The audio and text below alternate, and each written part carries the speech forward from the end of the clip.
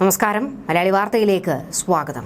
ഇസ്രയേലിനും അമേരിക്കയ്ക്കും നേരെ നിരന്തരം വെല്ലുവിളികളും ഭീഷണികളുമായി രംഗത്ത് വന്നിരുന്ന ഇറാൻ ഇപ്പോൾ നിലവിളിക്കുന്നു. ഖമനേയുടെ മൂട്ടിൽ പൊട്ടിച്ചിരിക്കുകയാണ് മൊസാദ് എന്ന വിവരങ്ങൾ പുറത്തേക്ക് വരികയാണ്.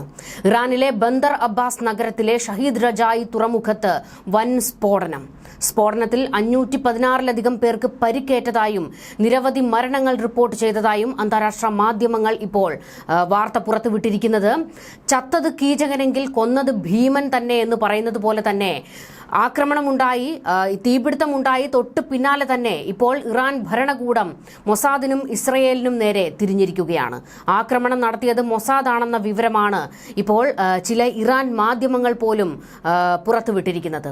തീയണയ്ക്കുന്നതിനായി തുറമുഖത്തിലെ പ്രവർത്തനങ്ങൾ താൽക്കാലികമായി ഇപ്പോൾ നിർത്തിവച്ചിരിക്കുകയാണ്. സ്ഫോടനം നടക്കുന്ന സമയത്ത് തുറമുഖത്തിൽ ധാരാളം തൊഴിലാളികൾ ഉണ്ടായിരുന്നതിനാൽ സംഭവത്തിൽ നിരവധി പേർക്ക് പരിക്കേൽക്കാനുള്ള സാധ്യതകളുണ്ട് എന്ന് തസ്നീം വാർത്താ ഏജൻസി റിപ്പോർട്ട് ചെയ്തിരുന്നു. ഇതിന് തൊട്ടു പിന്നാലെയാണ് 516-ലധികം പേർക്ക് പരിക്കേറ്റുവെന്നും അവരെ തൊട്ടടുത്തുള്ള ആശുപത്രിയിലേക്ക് മാറ്റിയെന്നും മരണങ്ങൾ നിരവധി ഉണ്ടായിട്ടുണ്ട് എന്നും അന്താരാഷ്ട്ര മാധ്യമങ്ങൾ പിന്നാലെ വാർത്തകൾ പുറത്തുവിട്ടുകൊണ്ടിരിക്കുകയാണ്. ഇതിലെടുത്തു പറയേണ്ട മറ്റൊരു വസ്തുത കൂടിയുണ്ട്. അതായത് ഇസ്ലാമിക് റവല്യൂഷണറി ഗാർഡ് കോർപ്സ് നാവിക താവളത്തിന് സമീപമാണ് സ്ഫോടനം നടന്നിരിക്കുന്നത്. ആർമി റേഡിയോ ഇത് റിപ്പോർട്ട് ചെയ്യുകയും ചെയ്തിട്ടുണ്ട്. അതായത് ബന്ദർ അബ്ബാസ് തുറമുഖമാണോ ലക്ഷ്യം വെച്ചത്, അതോ IRGCയുടെ കേന്ദ്രം തകർക്കാനാണോ നീക്കം നടന്നത് എന്ന ചോദ്യം ഇപ്പോൾ ഉയർന്നു വരികയാണ്. ഇറാന്റെ തെക്കൻ തീരത്തുള്ള ഹോർമോസ്ഗാൻ പ്രവിശ്യയിൽ സ്ഥിതി ചെയ്യുന്ന ഈ തുറമുഖം രാജ്യത്തെ ഏറ്റവും വലിയ വാണിജ്യ തുറമുഖമാണ്. അതായത് ഇവിടെ ഒരു ആക്രമണം ഉണ്ടായാൽ ഇറാന്റെ നട്ടെല്ല് തകരും.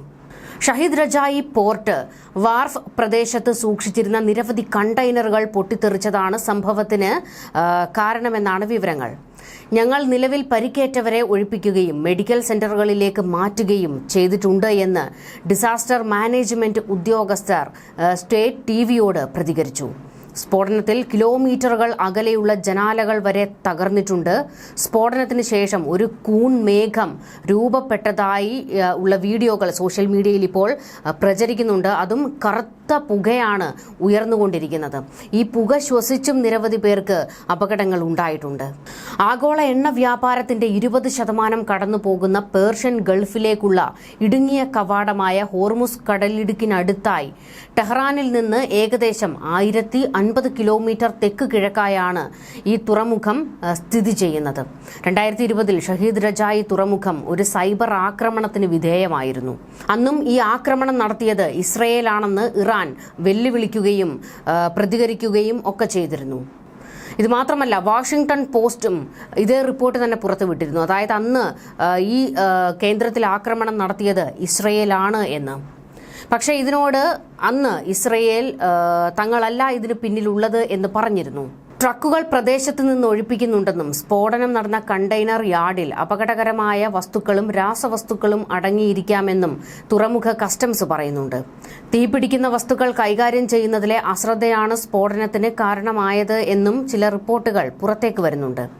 National Iranian petroleum refining and distribution company ഒരു പ്രസ്താവന ഇപ്പോൾ പുറപ്പെടുവിച്ചിട്ടുണ്ട്. ഇവിടെ തീപിടിക്കുന്ന സാധനങ്ങൾ സൂക്ഷിക്കുന്ന വിധം സംബന്ധിച്ച് നേരത്തെ തന്നെ അധികാരികൾക്ക് മുന്നറിയിപ്പ് നൽകിയിരുന്നുവെന്നാണ് ഉദ്യോഗസ്ഥർ ഇപ്പോൾ അൽ ജസീറയോട് റിപ്പോർട്ട് ചെയ്തിരിക്കുന്നത്. സുരക്ഷാ ഉദ്യോഗസ്ഥർ സംഭവസ്ഥലം മുൻപ് സന്ദർശിച്ചിരുന്നുവെന്നും സുരക്ഷാ മുന്നറിയിപ്പുകൾ നൽകിയിരുന്നുവെന്നുമാണ് ഉദ്യോഗസ്ഥർ പറയുന്നത്. അതേസമയം പ്രദേശത്തെ എണ്ണ സ്ഥാപനങ്ങളുമായി ബന്ധപ്പെട്ടതല്ല തുറമുഖത്തെ സ്ഫോടനമെന്ന് വിവരങ്ങളുണ്ട്. കമ്പനിയുടെ പ്രസ്താവനയിൽ എടുത്തു പറഞ്ഞിരിക്കുന്നത് ഇങ്ങനെയാണ്: ഷഹീദ് രജായി തുറമുഖത്തെ സ്ഫോടനത്തിനും തീപിടുത്തത്തിനും എണ്ണ കമ്പനിയുടെ ശുദ്ധീകരണശാലകൾ, ഇന്ധന ടാങ്കുകൾ, വിതരണ കേന്ദ്രങ്ങൾ, എണ്ണ പൈപ്പ് ലൈനുകൾ എന്നിവയുമായി യാതൊരു ബന്ധവും ഇല്ല എന്നാണ്. അപ്പോൾ അപകടം നടന്നിരിക്കുന്നത് മറ്റൊരു തരത്തിലാണ്. എന്നാൽ ഇത് എങ്ങനെയാണ് അപകടം നടന്നതെന്ന് കൃത്യമായി വിവരിക്കാൻ പോലും ഭരണകൂടം തയ്യാറാകുന്നില്ല. ഇതിന്റെ കൂടുതൽ വാർത്തകളൊന്നും തന്നെ പുറത്തേക്ക് പോകരുത് എന്ന് കട്ടായം പറഞ്ഞിരിക്കുകയാണ് ഭരണകൂടം. ഷഹീദ് രജായി തുറമുഖം പ്രധാനമായും കണ്ടെയ്നർ ഗതാഗതമാണ് കൈകാര്യം ചെയ്യുന്നത്. എണ്ണ ടാങ്കുകളും മറ്റ് പെട്രോ കെമിക്കൽ ഉൽപ്പന്നങ്ങളുമെല്ലാം ഇവിടെ കൈകാര്യം ചെയ്യുന്നുണ്ട്. സ്ഫോടനത്തിൽ കെട്ടിടങ്ങൾക്കും വാഹനങ്ങൾക്കും കേടുപാടുകൾ സംഭവിച്ചിട്ടുണ്ട്. അതായത് കിലോമീറ്ററുകളോളം ഈ ആക്രമണത്തിന്റെ പ്രതിധ്വനി ഉണ്ടായി എന്നാണ് വിവരങ്ങൾ. 2020 ഈ തുറമുഖത്ത് കമ്പ്യൂട്ടർ ശൃംഖലയ്ക്ക് നേരെ സൈബർ ആക്രമണം ഉണ്ടായിരുന്നു എന്ന് പറഞ്ഞല്ലോ. ഇവിടുത്തെ കമ്പ്യൂട്ടർ സിസ്റ്റം തകർക്കപ്പെട്ടതിനാൽ ദിവസങ്ങളോളം അന്ന് കപ്പൽ ഗതാഗതത്തിൽ തടസ്സങ്ങൾ നേരിട്ടിരുന്നു. ഈ സൈബർ ആക്രമണം അന്ന് ഇസ്രയേൽ കരുതിക്കൂട്ടി തന്നെ നടത്തിയതാണ് എന്ന് ഇറാൻ തറപ്പിച്ചു പറയാൻ അതുതന്നെയായിരുന്നു കാരണം. അതായത് തുറമുഖം സ്തംഭിപ്പിക്കുക, ഇറാന്റെ എണ്ണ കയറ്റുമതിയെ ബാധിക്കുക, ഇറാന്റെ സാമ്പത്തിക നട്ടെല്ലൊടിക്കുക, ഇത് കാലാകാലങ്ങളായി ഇസ്രയേൽ പയറ്റുന്ന തന്ത്രമാണെന്നും ആരോപണമുണ്ടായിരുന്നു. ഇപ്പോൾ വീണ്ടും അതേ ആരോപണം തന്നെ ഉയർന്നു വരികയാണ്. ഇപ്പോഴും ഇറാന്റെ ചില മാധ്യമങ്ങൾ, ഇറാനിലെ ചില മന്ത്രിമാരൊക്കെ തന്നെ ഇസ്രയേലിന് നേരെ തിരിഞ്ഞിട്ടുണ്ട്. ഖമനേയി ഈ വിഷയത്തിൽ ഒരു പ്രതികരണം നടത്തിയിട്ടില്ല. എങ്കിലും ഖമനേയിയുടെ അറിവോടെയാണോ എന്ന് വ്യക്തമല്ല. എങ്കിലും ഭരണകൂടത്തിലെ ചില ആൾക്കാർ തന്നെ ഇസ്രയേലിന് നേരെ വിരൽ ചൂണ്ടുന്ന നിലപാടാണ് ഇപ്പോൾ ഉണ്ടായിരിക്കുന്നത്. ഇസ്രയേലാണ് ഇതിന് പിന്നിലെന്ന് അവർ തറപ്പിച്ചു പറയുകയും ചെയ്യുന്നു. ഇതിൽ ശ്രദ്ധേയമായ മറ്റൊരു കാര്യമുണ്ട്. ഒമാനിൽ വെച്ച് ഇറാനും അമേരിക്കയുമായി നടക്കുന്ന 3ാം ഘട്ട ആണവ ചർച്ചയ്ക്കിടെയായിരുന്നു സ്ഫോടനം നടന്നിരിക്കുന്നത്. US പ്രത്യേക പ്രതിനിധി സ്റ്റീവ് വിറ്റ്കോഫും ഇറാൻ വിദേശകാര്യമന്ത്രി അബ്ബാസ് അരാഗ്ചിയും നേതൃത്വം നൽകുന്ന ചർച്ചകൾക്കൊപ്പം ഇരുവിഭാഗങ്ങളിലെയും വിദഗ്ധർ തമ്മിലുള്ള സാങ്കേതിക തലത്തിലുള്ള കൂടിക്കാഴ്ചയും നടന്നുകൊണ്ടിരിക്കുകയാണ്.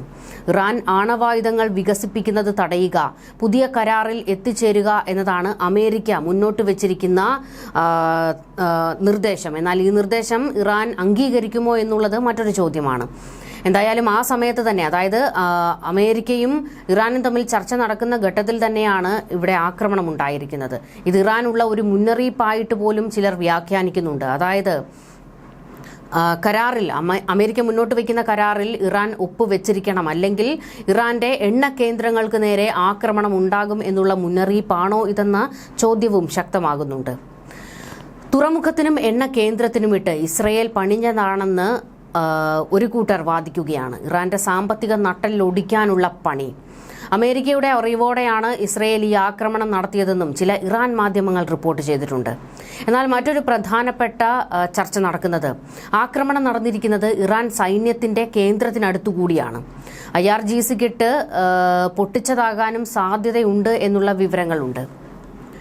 ചില യുദ്ധവിദഗ്ധർ സമർത്ഥിക്കുന്നത് ഇറാന്റെ എണ്ണ കേന്ദ്രങ്ങൾ ഇസ്രയേൽ ലക്ഷ്യം വെക്കുന്നുണ്ട്. ഇത് കുറച്ചു കാലമായി തന്നെ ഇസ്രയേലിന്റെ റഡാറിലുള്ളതാണ്. ഈ അടുത്തിടെ ഖമനേയി ചില വെല്ലുവിളികൾ നടത്തിയിരുന്നു. ഇറാനെ തൊടാൻ ഇസ്രയേലിനോ അമേരിക്കയ്ക്കോ കഴിയില്ല. സാമ്പത്തിക കുതിപ്പിലേക്കാണ് ഇറാന്റെ യാത്ര. ഈ പണം മുഴുവൻ പക്ഷെ പോകുന്നതാകട്ടെ ഭീകര പ്രവർത്തനങ്ങൾക്കും. എണ്ണയാണ് ഇറാന്റെ പ്രധാന സാമ്പത്തിക സ്രോതസ്. ആ നട്ടെല്ലൊടിക്കാൻ ഇസ്രയേൽ തുനിഞ്ഞിറങ്ങിയാൽ അത് ഇറാന് വലിയ തിരിച്ചടി ഉണ്ടാക്കും. ഇറാന്റെ എണ്ണ ടാങ്കറുകൾക്കോ പ്രാദേശിക ജലാശയങ്ങൾക്കോ നേരെയുള്ള ഏതൊരാക്രമണത്തിനും നിർണായക പ്രതികാരം ഉടനടി നടത്തുമെന്നായിരുന്നു ഇറാൻ വിദേശകാര്യമന്ത്രി അബ്ബാസ് അരാഗ്ചിയും ഇസ്രയേലിനെയും അമേരിക്കയെയും വെല്ലുവിളിച്ചത്. അത്തരത്തിൽ നിരന്തരം വെല്ലുവിളികൾ പരസ്പരം അങ്ങോട്ടും ഇങ്ങോട്ടും നടന്നുകൊണ്ടിരിക്കുകയായിരുന്നു. മാത്രമല്ല, ഇസ്രയേലിനെ സംബന്ധിച്ചിടത്തോളം ഇസ്രയേലിന്റെ ചരിത്രത്തിലെ തന്നെ ഏറ്റവും വലിയ തിരിച്ചടിയായിരുന്നു 2023 ഒക്ടോബർ 7 ഹമാസ് നടത്തിയ ആക്രമണം. അതിന്റെ തല ഇറാൻ ആണ് എന്നുള്ളത് കൃത്യമായി തന്നെ ഇസ്രയേലിനറിയാം. പക്ഷേ തക്കതായ ഒരു തിരിച്ചടി ഇതുവരെ ഇറാന് കൊടുക്കാൻ ഇസ്രയേലിന് കഴിഞ്ഞിട്ടില്ല. പല ആക്രമണങ്ങൾ ഇസ്രയേൽ പ്ലാൻ ചെയ്തിരുന്നുവെങ്കിലും അതിൽ നിന്നെല്ലാം ഇസ്രയേലിനെ പിന്തിരിപ്പിച്ചത് അമേരിക്കയായിരുന്നു. ബൈഡൻ ഇരുന്ന കാലത്തും ഇറാന്റെ എണ്ണ കേന്ദ്രങ്ങൾക്ക് നേരെ ആക്രമണം നടത്താൻ ഇസ്രയേൽ തുനിഞ്ഞിറങ്ങിയിരുന്നു. പക്ഷേ അതിന് തടയിട്ടത് ബൈഡൻ ആയിരുന്നു. പിന്നീട് ഈ പറയുന്ന ട്രംപ് അധികാരത്തിൽ വന്നപ്പോൾ വലിയ ആശ്വാസമായിരുന്നു ഇസ്രയേലിനുണ്ടായിരുന്നത്. ഇസ്രയേലിന്റെ എല്ലാ തീരുമാനങ്ങൾക്കും ട്രംപ് കൂട്ടുനിൽക്കും എന്നായിരുന്നു ബെഞ്ചമിൻ നെതന്യാഹു കണക്ക് കൂട്ടിയത്. എന്നാൽ ആ കണക്ക് കൂട്ടൽ പിഴയ്ക്കുന്ന തരത്തിലേക്കാണ് കാര്യങ്ങൾ പോകുന്നത്. ഇറാനെ ഒരു ശക്തമായ മറുപടി കൊടുക്കാൻ ഇസ്രയേലിനെ ഇപ്പോഴും ട്രംപ് അനുവദിക്കുന്നില്ല. അതിന് ആണവ കരാറുമായി ബന്ധപ്പെട്ട കാര്യങ്ങളാണുള്ളത്. അതായത് എങ്ങനെയെങ്കിലും നയതന്ത്രത്തിലൂടെയെങ്കിലും ഇറാനെ വരുതിയിലാക്കി ആണവ കരാറിൽ ഒപ്പുവെപ്പിക്കുക എന്നുള്ളതാണ് അമേരിക്കയുടെ ആവശ്യം. ആ ചർച്ചകൾ നടന്നുകൊണ്ടിരിക്കെ ഇറാനെ പ്രകോപിപ്പിക്കുന്നത് നല്ലതിനല്ല എന്ന് അമേരിക്കയ്ക്ക് അറിയാം. അതുകൊണ്ട് തന്നെ തൽക്കാലം നെതന്യാഹുവിന്റെ കൈ പിടിച്ച് പിന്നോട്ടേക്ക് വലിച്ചിരിക്കുകയാണ് ട്രംപ്. പക്ഷേ ട്രംപ് ട്രംപിൻ്റെ നീക്കങ്ങളോട് എതിർപ്പുമുണ്ട് ബെഞ്ചമിൻ നെതന്യാഹുവിന്. മൊസാദ് ആകട്ടെ ഒരു അവസരം കാത്തിരിക്കുകയാണ്. മൊസാദ് ടെഹ്റാനിൽ ഇറങ്ങിയിട്ടുണ്ട്. അതായത് പ്രത്യേകിച്ചും ഈഗിൾ 44-നടുത്ത് മൊസാദ് ചാരന്മാർ എത്തിയെന്നുള്ള വിവരങ്ങളൊക്കെ തന്നെ പുറത്തേക്ക് വന്നിരുന്നു.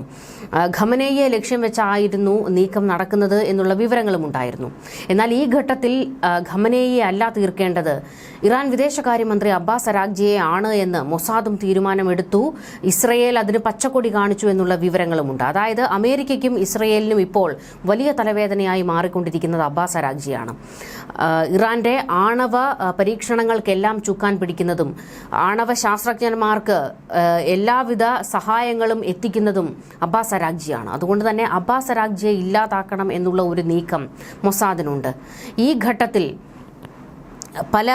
ഇറാനിലെ പല പ്രദേശങ്ങളിലേക്ക് മൊസാദ് ചാരന്മാർ ഇറങ്ങിയിട്ടുണ്ട്. അക്കൂട്ടത്തിൽ ഈ എണ്ണ കേന്ദ്രത്തിന് നേരെ ഒരു ആക്രമണം നടത്തിയതാണോ എന്ന് സംശയിക്കുകയും ചെയ്യുന്നുണ്ട്. മുൻപ് നതാൻസ് ആണവ നിലയത്തിന് നേരെ ഇസ്രയേൽ സൈബർ അറ്റാക്ക് നടത്തിയിരുന്നു. അതേപോലെ വീണ്ടും ഒരവസരം വീണ് കിട്ടിയപ്പോൾ ഇറാന്റെ തുറമുഖത്തിൽ കയറി പൊട്ടിച്ചിരിക്കുകയാണോ എന്നുള്ള ചോദ്യവും ഈ ഘട്ടത്തിൽ ഏറെ പ്രസക്തമാണ്. എന്തായാലും ഇറാന് വലിയൊരു തിരിച്ചടിയാണ് ഇപ്പോഴുണ്ടായിരിക്കുന്നത്. തീപിടുത്തം എങ്ങനെ ഉണ്ടായി എന്ന് കൃത്യമായ വിവരം പോലും ഇറാൻ ഭരണകൂടം പുറത്തേക്ക് വിട്ടിട്ടില്ല. ഇസ്രയേൽ ആകട്ടെ ഇറാന് കൃത്യമായ മറുപടി കൊടുക്കാൻ കാത്തിരിക്കുകയുമാണ്. എന്തായാലും ഒരു കാര്യം ഉറപ്പാണ്, ട്രംപ് അനുവദിച്ചാലും ഇല്ലെങ്കിലും, ബെഞ്ചമിൻ നെതന്യാഹു ആക്രമണത്തിന് പച്ചക്കൊടി കാണിച്ചാലും ഇല്ലെങ്കിലും മൊസാദ് ഇറാന് പണി കൊടുക്കും. കാരണം മൊസാദിന്റെ ആത്മാഭിമാനത്തിനു മേലാണ് ഹമാസിനെ ഇറക്കി ഇറാൻ ആക്രമണം നടത്തിയത്. അതിനുള്ള തിരിച്ചടി ഏത് നിമിഷം വേണമെങ്കിലും കൊടുക്കാൻ തയ്യാറായി തന്നെ നിൽക്കുകയാണ് ഇപ്പോൾ മൊസാദ്. ആ ഘട്ടത്തിലാണ് മൊസാദ് തന്നെയാണോ ഇപ്പോൾ ഇറങ്ങിയിരിക്കുന്നത് എന്നുള്ള ചോദ്യം പ്രസക്തമാണ്.